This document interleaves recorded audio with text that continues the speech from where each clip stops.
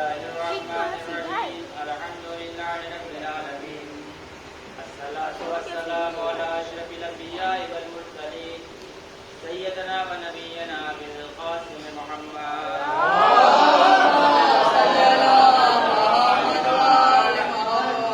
وآله الطيبين الطاهرين المعصومين المنتخبين المنتجبين آمين يا رب العالمين. أما بعد فقد قال الله تعالى في القرآن الكريم وهو أصدق الصادقين وقوله الحق. بسم الله الرحمن الرحيم رب ارحمهما كما ربياني صغيرا.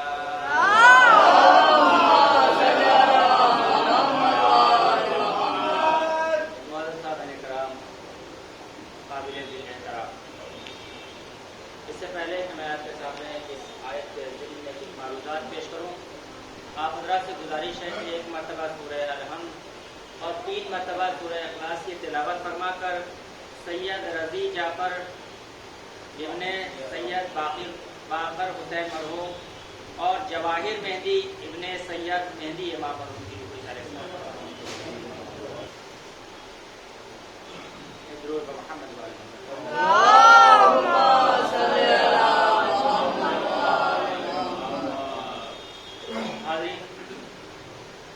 میں نے اس آیت کو اپنا عنوان قرار دیا ہے. قرآن مجید کی بہت ہی مشہور و معروف یہ آیت ہے کہ جو عظمت والدین کو چمکتے ہوئے سورج کی طرح بیان کر رہی ہے. کیا ارشاد ہو رہا ہے کہ رب ارحمہما کما ربیانی صغیرا. ترجمہ آپ بہت اچھے سے اس ترجمے سے واقف ہیں.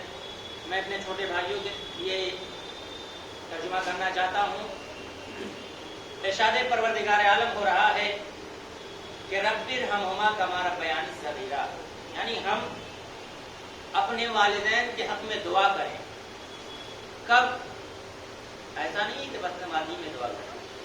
ہر لمحہ، ہر آن، جب کبھی بھی ہمیں فرصت ملے ہم خداوند عالم کی بارگاہ میں دست دعا بلند کریں اور بلند کرنے کے بعد خداوند عالم کی بارگاہ میں یہ دعا کریں کیا کہ رب ارحمہما کما ربیانی صغیرا. پروردگارا تو ہمارے والدین پر اسی طریقے سے رحمت نازل فرما کہ جس طریقے سے بچپنے میں انہوں نے ہمارے اوپر رحمت نازل فرمایا، یعنی انہوں نے ہماری تربیت کی، ہماری پرورش کی.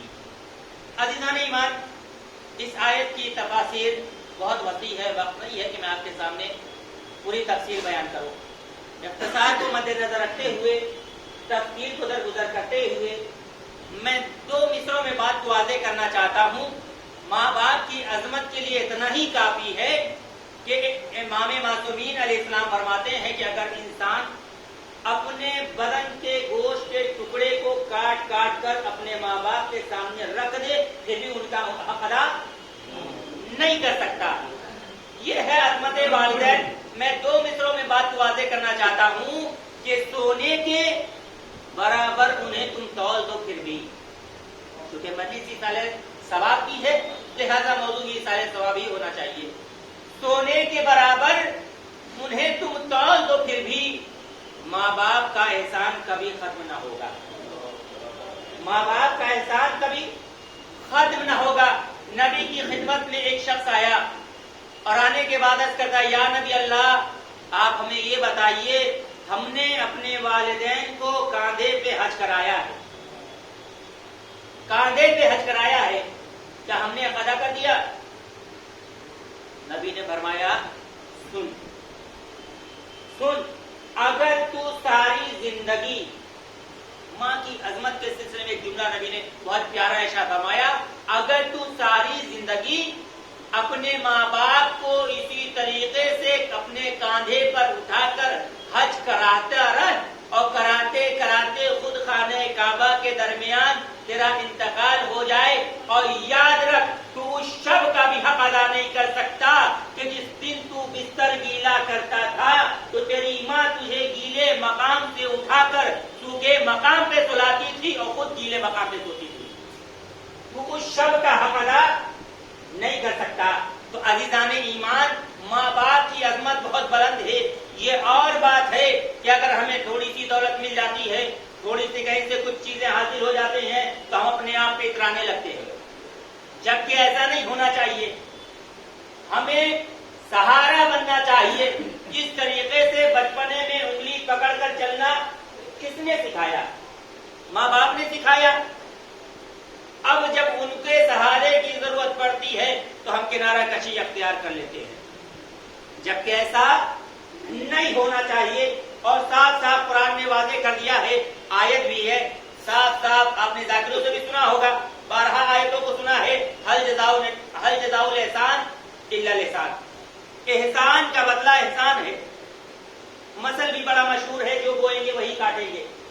اگر ہم اپنے ماں باپ کے ساتھ اچھا سلوک کیا ہے تو ہمیں بھی اچھائی ملے گی، لیکن اگر ہم نے اپنے ماں باپ کے ساتھ برا سلوک کیا ہے تو ہم بھی اپنی اولاد سے ویسی امید نہ رکھیں. میں ایک واقعہ آپ کے سامنے نقل کرنا چاہتا ہوں، بڑا مشہور واقعہ. حکایت میں ایک دن پڑھ رہا تھا تو اس حکایت میں یہ واقعہ مجھے دکھائی دیا کہ ایک انسان ہے جس کی نئی شادی ہوئی. بہت توجہ سے جانے ایمان، عظمت والدین کیا ہے. ایک انسان ہے جس کی نئی شادی ہوئی. کچھ دنوں کے بعد ایسا ہوا کہ بیوی نے اصرار کیا کہ ایسا ہے کہ ہمیں آپ کے ماں کے ساتھ، باپ پہلے ہی رخصت ہو چکا تھا، ماں کے ساتھ نہیں رہنا ہے، ہمیں الگ رہنا ہے.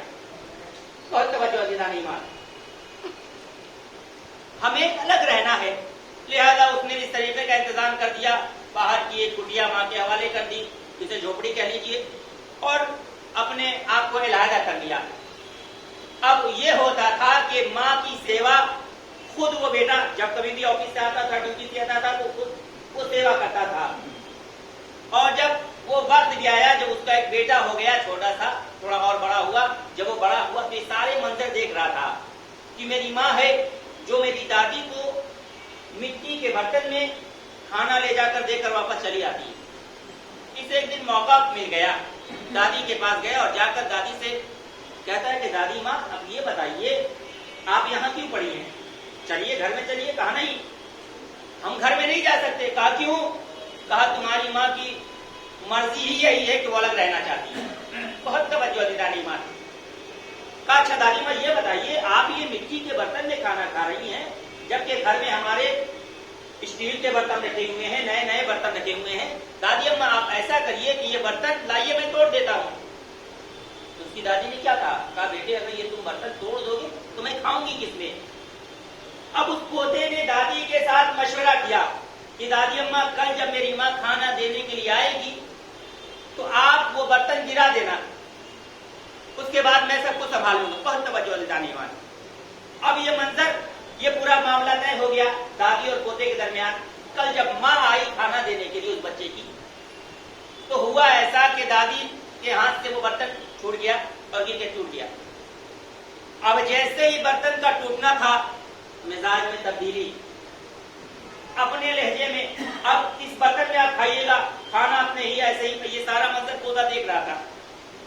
اب پوتا بھی ماں کو سپورٹ کر رہا ہے کہ دادی آپ نے یہ صحیح نہیں کیا، آپ نے کیا کر دیا، آپ نے برتن توڑ دیا، اب آپ کس میں کھائیے گا. یہ معاملہ دیکھتے دیکھتے پوتے نے بہت پیارا جملہ کہا دادی اماں نہ گھبرائیں، آج جیسے آپ کا برتن ٹوٹا ہے کل ویسے ہی ہماری ماں کا بھی برتن ٹوٹے گا، تو میں بھی وہی سلوک کروں گا جیسا یہ آپ کے ساتھ کر رہی ہیں. بہت توجہ عزیزان ایمان. اب جیسے یہ منظر دیکھنا تھا اس کی ماں نے اپنے بیٹے کو سینے سے لگایا اور اس کی دادی کے پیروں کے پاس گر کر کہتی ہے مجھے معاف کر دیجیے گا، مجھے نہیں معلوم. عزیزان ایمان اگر آپ اس واقعے کے اوپر غور کریں تو نتیجہ یہی نکلتا ہے کہ جو صلہ ہم اپنے ماں باپ کے ساتھ دیں گے وہی بچے ہمارے ساتھ ہمیں الٹا واپس کریں گے. درود محمد. اور یاد رکھیے بات آ گئی تو میں بیان کرتا چلوں کہ اپنے بچوں کو دیندار بنائیے. کیوں؟ اس لیے کہ بے دینی اور دینداری میں بڑا فرق ہے. دینداری وہاں ہوتی ہے جہاں علم ہوتا ہے، بے دینی وہاں ہوتی ہے جہاں جہل ہوتا ہے. میں ایک مصرے میں بات کو واضح کروں گا. ایک بڑا پیارا جملہ اس ذاکر نے بڑا پیارا جملہ کہا کہ جس زمین پر بارش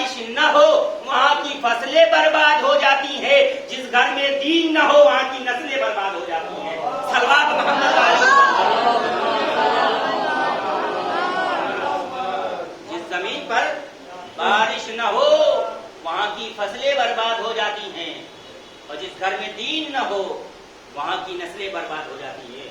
یہی وجہ ہے، ضروری ہے کہ آج ہم اپنے بچوں کو دیندار بنائیں۔ کیوں؟ اس لیے کہ اگر دینداری ہوگی تو اسے وہ تمام فرائض یاد دلائے گی کہ جو اس کے اوپر واجب ہوتے ہیں۔ ماں باپ کا حق کیا ہے؟ یہ دین سے سیکھیے۔ بزرگوں کا حق کیا ہے؟ یہ دین سے سیکھیے۔ مجھے 4 مصرے یاد آ گئے، میں چاہتا ہوں کہ آپ کی نظر کرتا چلو ایک درود محمد والے محمد پر۔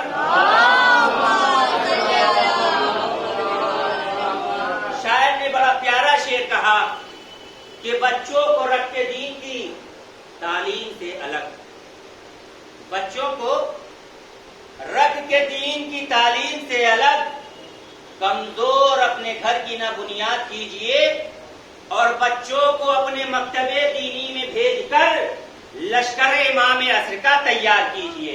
درود محمد والے محمد۔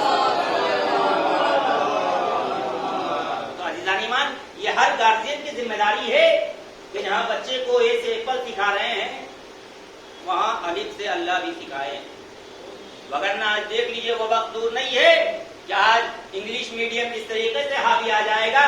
وہ تو خیر کریے اللہ نے وہ قید لگا دی ہے نماز کو عربی میں پڑھنے کی، وگرنہ بس چلے تو لوگ انگلش میں نمازیں پڑھنے لگے۔ اللہ نے قید لگا دی ہے، دنیا کا کوئی بھی عمل کسی بھی زبان میں آپ کر سکتے ہو، لیکن نماز ایک ایسا عمل ہے کہ جسے آپ کو عربی میں پڑھنا پڑے گا۔ تب انصاف سے بتائیے، جب تک ہماری عربی درست نہیں ہوگی تو ذات کو جب پڑھیں گے اور جب کمانی وہ بھی مجھے زیادہ تفصیلی گفتگو نہیں کرنا، چونکہ بہت وقت میں ایک درود محمد والے محمد پر۔ تو لہٰذا ضروری ہے، ہر گارجین کی ذمہ داری ہے کہ وہ اپنے بچوں کو کم از کم اتنا ہی علم دین سکھائیں کہ کم از کم ان کے جانے کے بعد وہ انہیں سورہ فاتحہ پڑھ سکے، وگرنہ کیا فائدہ؟ اپنے ساری دولتیں اپنے بچوں کے لیے کمائی ہے، لیکن وہی بچہ اس لائق نہیں ہے کہ آپ کے جانے کے بعد کچھ ایصال ثواب کر سکے۔ اسے معلوم ہی نہیں ہے کہ ماں باپ کو ایک سورہ فاتحہ کیسے پڑھا جاتا ہے، اسے معلوم ہی نہیں ہے کہ کبھی اتنی توفیق ہی حاصل نہیں ہوگی جب وہ قرآن پڑھا ہوگا تب تو ماں باپ کو قرآن ہدیہ کرے گا، لیکن جب قرآن ہی نہیں پڑھا ہے تو وہ اپنے ماں باپ کو کیا قرآن ہدیہ کرے گا؟ تو عزیزان ایمان، یہ ہر گارجین کی ذمہ داری ہے کہ وہ اپنے بچوں کو اس طرف بھی لائیں، دینداری کی طرف، تاکہ کل جب خداوند عالم یہ سوال کرے، یہ بتاؤ ہم نے تمہارے درمیان دین اسلام کو رکھا تو تم نے اپنے بچوں کو کتنی دین اسلام کی تعلیم دی؟ آیا دین کی تعلیم دی یا صرف دنیا کی تعلیم دی؟ عزیزان ایمان، دنیا اپنی جگہ ہے، دین اپنی جگہ ہے۔ دنیا کے سلسلے میں معصومین کا فرمان ہے کہ دنیا ذل و زائل، دنیا مثل سائے کی طرح ہے جو زائل ہو جائے گی، اور دنیا کی مثال ایسے دی گئی کہ دنیا کی مثال ایک برف کی سلی کی طرح ہے۔ دنیا کی مثال ایک برف کی سلی کی طرح ہے، برف آہستہ آہستہ آہستہ آہستہ پگھل کر ختم ہو جائے گا، بس وہی حال دنیا کا ہونے والا ہے۔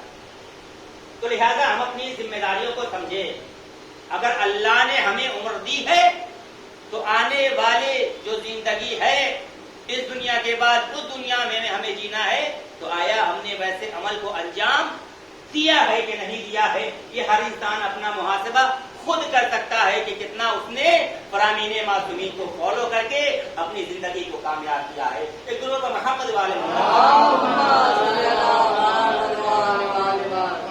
بس عزیزوں، میں نے اپنی رحمتوں کو سمیٹا کہ یقیناً ماں باپ ہمارے پاس ایک ایسی نعمت ہے کہ اگر یہ ہو تو ایک اولاد بادشاہ والی زندگی گزارتی ہے، اگر یہ درمیان سے چلے جائے۔ یہی وجہ ہے کہ جناب موسیٰ کو اللہ نے ایک جملہ کہہ کے خطاب کیا، وہ کیا؟ اے موسیٰ، اب جب کوہ طور پر ہم سے کلام کرنے کے لیے آنا تو سنبھل کر آنا۔ کیوں کہا؟ اس لیے پروردگارا، اس سے پہلے تو نے نہیں کہا۔ اے موسیٰ یاد رکھو، اب تک جو تم آتے تھے تو تمہاری ماں تھی جو تمہارے حق میں دعا کرتی تھی، لیکن اب تمہاری ماں اس دنیا میں نہیں ہے، لہذا اب جب آنا تو سنبھل کر آنا۔ اور یاد رکھیے کہ ماں اگر روز و شب دعا نہ کرے، ماں اگر روز و دعا نہ کرے ایک بھی سانس لے نہیں سکتے. ماں اگر روز و شب دعا نہ کرے ایک بھی سانس لے نہیں سکتے. چاہے کتنے امیر بن جاؤ دودھ کا قرض دے نہیں سکتے. عزیزان ایمان، ماں کی عظمت، والدین کی عظمت بے شمار ہے. وقت نہیں ہے کہ میں آپ کے سامنے وہ ساری عظمتیں آپ کے سامنے بیان کروں. بس اربابیدہ میں نے اپنی رحمتوں کو سمیٹا. ایک ماں جہاں بھی ہے اور ایک ماں ہمیں تاریخ میں کربلا میں بھی دکھائی دیتی ہے. ہمارا سلام ہو ان ماؤں کو کہ جنہوں نے اپنے بچوں کو میدان کربلا میں اس طریقے سے سنوارا، اس طریقے سے سجایا کہ ہر ماں اپنے بچوں کو یہی کہتی ہوئی دکھائی دے رہی تھی کہ اے میرے لال، کل جب قتلگاہ آمادہ ہو تو سب سے پہلے تم حسین کی طرف سے قربانی دینا. اے آن محمد، کل تمہیں اپنے ماموں پہ جان فدا کرنا ہے. اے قاسم، کل تمہیں اپنے چچا پہ جان نچھاور کرنی ہے. ارباب ادا کربلا کی ماؤں پہ سلام ہو کہ جنہوں نے اپنے بچے کو ہمیشہ آمادہ آراستہ اور تیار کیا ہے.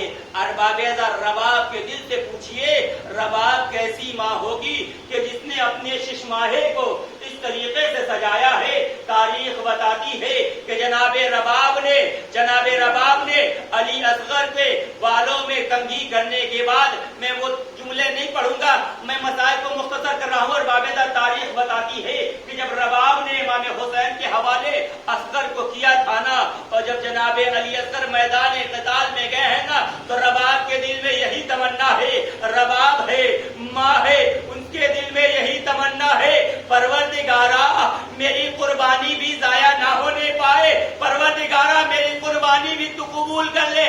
ارباب کربلا کے میدان میں حسین علی اصغر کو لے کر گئے اور ہاتھوں کو جب بدن کیا ہے نا، تو ظالم یہ سوچ رہے ہیں لگتا ہے حسین قرآن لے کر آ رہے ہیں بیعت کے لیے. لیکن ارباب ادا جیسے ہی حسین نے ابا کا سایہ ہٹایا، ظالموں نے کیا دیکھا؟ ایک ننھا سا بچہ ہے. ارباب ہرملا نے کمان کو لیا، تیر رہا کیا، تیر چلا، گلوئے اصغر پہ لگا. اصغر باپ کی آغوش میں سجدہ. اللہ القوم الظالمین وسيعلم الذين ظلموا أيهم الخلقين ينقلبون. إنا لله وإنا إليه راجعون.